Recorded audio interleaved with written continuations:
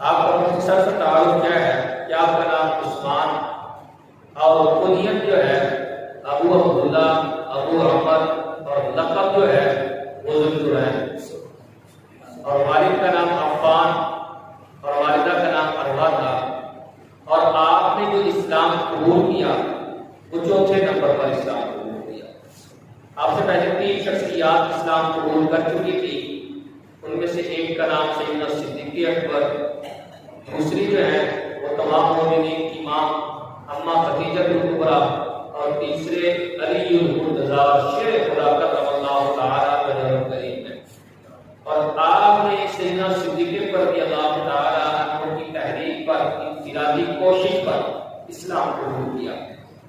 اب خود اپنے قبول اسلام کا واقعہ بیان فرماتے ہیں۔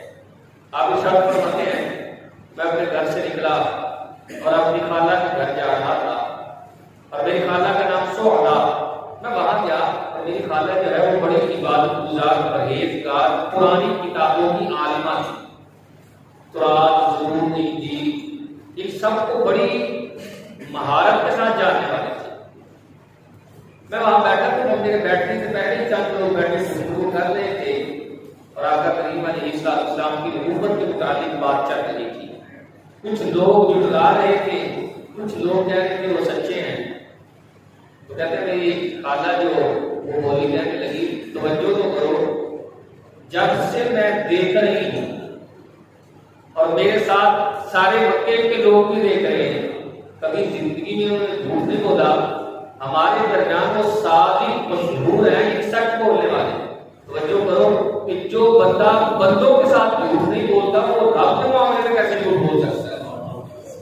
لہذا وہ سچا ہے۔ آپ فرماتے ہیں کہ میں نے اپنی خالہ کی بات سنی، پھر اچانک میری خالہ میری طرف خاتون ہو کر کہنے لگی عثمان تمہیں پتہ ہے تمہارے نکاح میں 2 بیویاں ہیں اور دونوں بڑی سونی ہیں، خوبصورت بھی ہیں، خوبصورت بھی ہیں۔ مزید خوبصورتی بیان کی اور کہا مبارک والی بات تو یہ ہے کہ وہ دونوں بیویاں نبی کی شہزادیاں ہیں۔ میں بڑا پریشان کہ کیا بات چل رہی، پھر چپ ہوئی، کچھ گہری سوچ میں چلی گئی، تو فرمانے لگی پتہ ہے وہ نبی کون ہے جس کی شہزادیاں ہوں گی؟ مجھے تو پتہ ہی نہیں۔ آمینہ کے لال محمد رسول اللہ صلی اللہ علیہ وسلم، ابھی میں نے اسلام کو قبول نہیں کیا تھا۔ میں وہاں سے نکلا اور سیدنا صدیق اکبر کیونکہ میرے جگری یار تھے، تجارت کے معاملات بھی ہمارے ساتھ ہی تھے، اور بچپن کا یارانہ تھا، میں ان کے بعد جا میں نے کہا یار آج خالہ نے ایسے ایسے بات کی ہے۔ سیدنا صدیق اکبر مسکرائے، کہا عثمان یار تیری خالہ کی بات 100% سچی ہے، دیکھنا تم کو بڑا معاملہ فہم ہے اور اللہ نے تجھے بڑی سمجھ بوجھ عطا فرمائی ہے، مکے کے چند لوگوں میں سے تو وہ ہے جو لکھنا پڑھنا بھی جانتے ہیں، کیا بتا یار یہ جو بت ہیں یہ ہمیں نفع نقصان پہنچا سکتے ہیں؟ ہم نے تو اپنے ہی ہاتھوں سے یہ تیار کیے ہیں، اور کب تک اتنے سارے خداؤں کی پوجا کرتے رہو گے یار؟ پھر اس کے بعد سیدنا صدیق اکبر نے اسلام اور صاحب اسلام کے متعلق بیان کرنا شروع کر دیا۔ کہتے ہیں کہ صاحب اسلام کے متعلق میں نے سننا شروع کیا، میرے دل میں اسلام اترنا شروع ہو گیا۔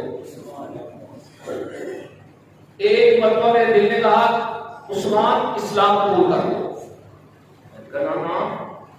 اسلام قبول کر لیا تو میرے تو قبیلے والے میرے خلاف ہو جائیں گے، وہ دشمنی پر اتر آئیں گے، پھر وہاں کیا بنے گا؟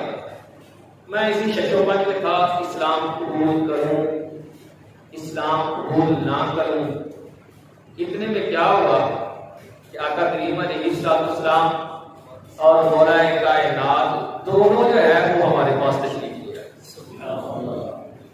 اور جب آئے نا تو کہتے ہیں سیدنا صدیق اکبر رضی اللہ تعالی عنہ بڑے احترام کے ساتھ کھڑے ہوئے، ہاتھ باندھ لیے، آنکھیں جھکا لی اور سرکار کے ساتھ کلام کرنے لگے۔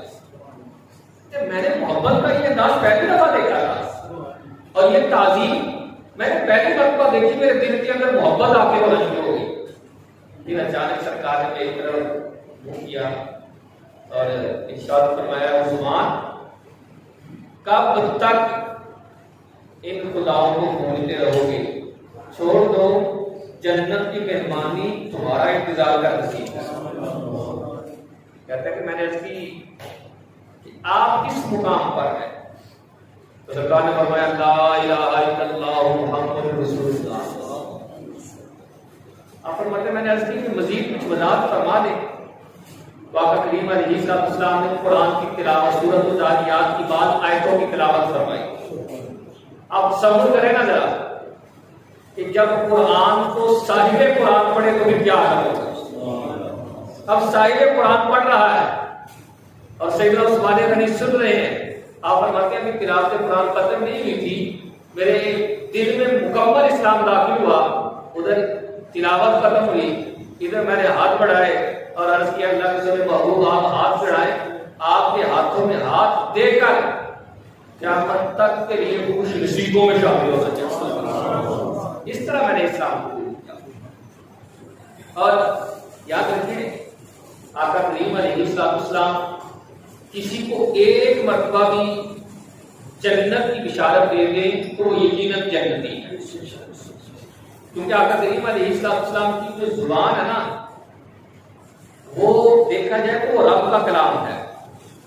ساڈے واسطے ساڈے نبی کی زبان ساڈے واسطے قرآن، ساڈے نبی کی زبان ساڈے واسطے قرآن. کسی اور کا بیان چنگا لگتا ہے. ایک مرتبہ بھی سرکار جس کو جنت کی بشارت دے دے یقین مانے وہ جنتی ہے.